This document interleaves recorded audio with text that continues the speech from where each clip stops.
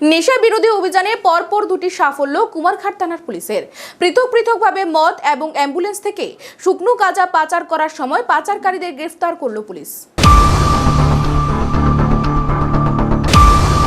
অ্যাম্বুলেন্সে রোগী নয়, মিলল বান্ডিল বান্ডিল গাঁজা। ভাবতে অবাক লাগলেও এটাই সত্য। নেশা পাচার বাণিজ্যে এমনই অভিনব পন্থা কাজে লাগালো নেশা কারবারিরা। যদিও পুলিশের সক্রিয়তায় ভেস্তে গেল পাচারকারীদের অভিনব এই উদ্যোগ। ঘটনা ঊনকোটি জেলার কুমারঘাটে। এই কাণ্ডে 272 কেজি শুকনো গাঁজা সহ গাড়ি এবং 2 পাচারকারীকে গ্রেফতার করেছে কুমারঘাট থানার পুলিশ। পুলিশের কাছে আগাম খবর ছিল একটি অ্যাম্বুলেন্সে করে বহিরাজ্যে পাচার হবে গাঁজা। সেই খবরের ভিত্তিতে বুধবার কুমারঘাট থানার নাকা পয়েন্টে উৎপেতে বসে থাকে পুলিশ। সন্দেহজনক TR053115 নম্বরের অ্যাম্বুলেন্সে নজরে আসতে এর পিছু ধাওয়া করে পুলিশ। কুমারঘাটের সিদংছড়া এলাকায় পুলিশ গাড়িটি আটক করে তাতে তল্লাশি চালাতেই অ্যাম্বুলেন্সের ভেতর থেকে রোগীর বদলে উদ্ধার হয় 272 কেজি শুকনো গাঁজা। কুমারঘাট থানার ওসি শঙ্কর সাহা জানিয়েছেন, উদ্ধার হওয়া গাঁজার আনুমানিক কালোবাজারি মূল্য প্রায় 54 লক্ষ টাকা। সোনামুড়া থেকে আসামের উদ্দেশ্যে নিয়ে যাওয়া হচ্ছিল গাঁজাগুলো। এই ঘটনায় টিটন মিয়া এবং মামুন মিয়া নামে 2 পাচারকারীকে গ্রেফতার করে গাঁজা এবং গাড়ি বাজেয়াপ্ত করেছে পুলিশ। এদিকে এদিন সকালে কুমারঘাট এলাকা থেকে একটি অটোরিকশা থেকে প্রায় 250 লিটার দেশীয় মদ উদ্ধার করেছে খাকি বাহিনী, যার আনুমানিক বাজার মূল্য 20,000 টাকা। এই ঘটনায় বিনয় চাকমা নামে এক মদ পাচারকারীকে গ্রেফতার করা হয়েছে বলে জানিয়েছেন পুলিশ।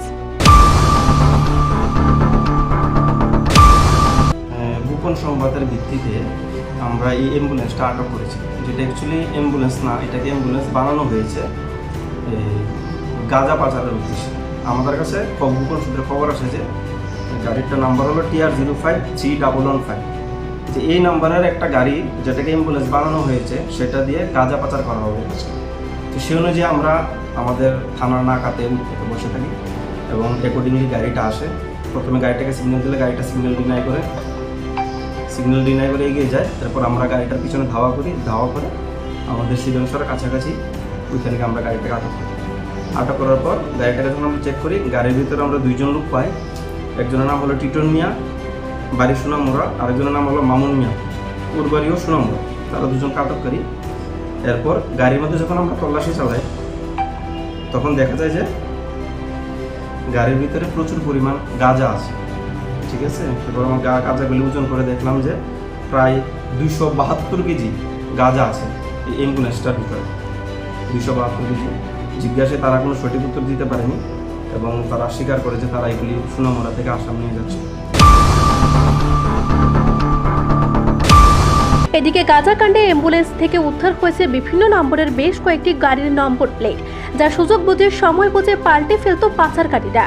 গাঁজা এবং মদ উদ্ধারের ঘটনায় মাদক বিরোধী আইনে 2টি পৃথক মামলা হাতে নিয়ে তদন্তে নেমেছে কুমারঘাট থানার পুলিশ। কুমারঘাট প্রতিনিধির রিপোর্ট, এশিয়ান টাইমস।